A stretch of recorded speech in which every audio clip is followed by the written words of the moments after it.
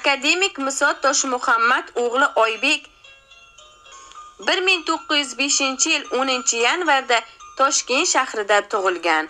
1930-yil O'rta Osiyo davlat universitetini tugatib va oliy maktablarda siyosiy iqtisoddan dars berdi.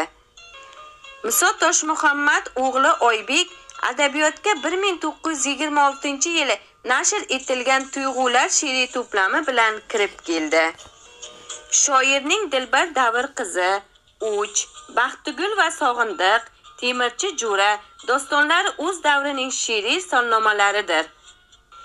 O'zbek xalqining 1916-yilgi milliy ozodlik qo'zg'aloni yozuvchining Qutlug'qon romanida tasvirlangan bo'lsa, Navoiy romanida u o'zbek adabiyotida birinchi bo'lib ulug' shoir va mutafakkir Alisher Navoiy obrazini yaratgan. Muso Toshmuhammad o'g'li Oybek buyuk xizmatlari uchun ordeni bilan taqdirlangan.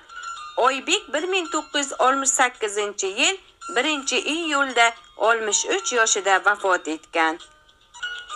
Aziz kitobxonlar, Toshmuhammad o'g'li Oybekning hayoti va ijodi sizlarga qiziqish uyg'otgan bo'lsa, Sharof Rashidov tuman axborot kutubxona markaziga kelib mutolaa qilishingiz mumkin.